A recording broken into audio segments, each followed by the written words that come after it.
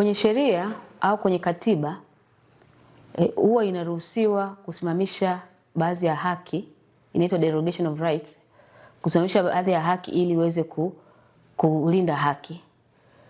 Lakini ibara 32 inamruhusu rais tu wa nchi anaweza akasimamisha baadhi ya haki.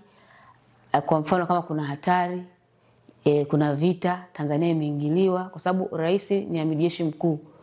Kwa hiyo kwa mfano tumevamiwa labda na nchi jirani, basi anaweza akasema jamani msiende makazini, au akasimamisha baadhi ya haki. Lakini kwa mfano wakati wa uviko 19 kama mtakumbuka COVID-19, kuna baadhi ya nchi walizuiwa kutoka nje.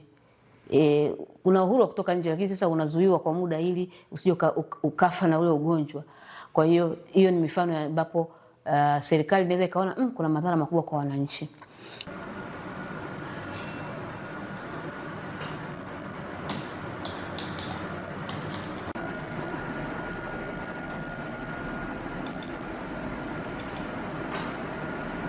Cha muhimu ni kwamba mtu ana haki ya kuandamana na haki ya kukusanyika, lakini pia kama kuna bidi kusimamishwa hizo haki, iwe ni kwenye hatari kubwa kama vita na magonjwa makubwa kama ilivyokuwa uviko, lakini pia anayetokiwa kusema ni rais, sio mtu mwingine yoyote yule.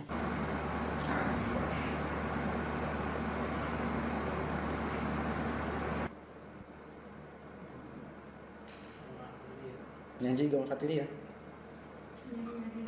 Argument kubwa ambayo inatolewa kwamba hoja gani ili kuifanya hii na muendelezo. Kwanza hakuna zuio la mikutano ya hadhara kwa vyama vya siasa havina uhusiano wa karibu sana na jitihada za serikali katika kuleta usalama.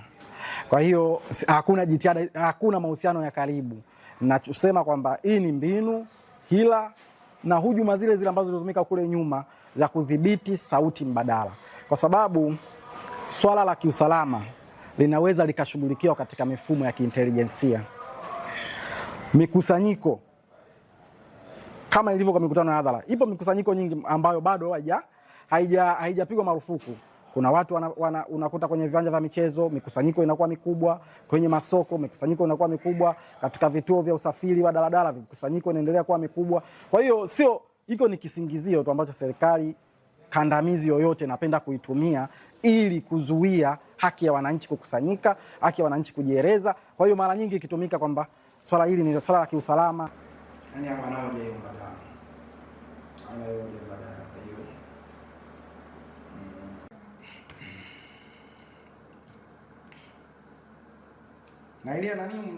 Sisi tutachukua hatua ya kwenda mahakamani kuhakikisha kwamba zuio haramu la waziri wa mambo ya ndani liweze kuelezwa na mahakama kabisa ni zuio haramu, ni zuio ambalo halipaswi kuwa entertained na chombo chochote cha dola nchini.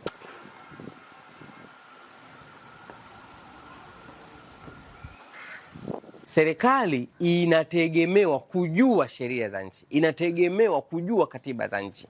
Sasa unapoona serikali inafanya mambo yake katika namna ambayo inakiuka katiba, inakiuka sheria, wananchi wa kawaida wanaona kwamba hicho ni kitu cha kawaida. Wanaona kwamba kama serikali inaweza kuvunja sheria, mimi kwa nini nisivunje sheria? Na itakuwa ni ngumu, inaiondolea uhalali serikali kuwaambia wananchi watii sheria bila shuruti, kwa sababu yenyewe inaonekana kwamba haitii sheria.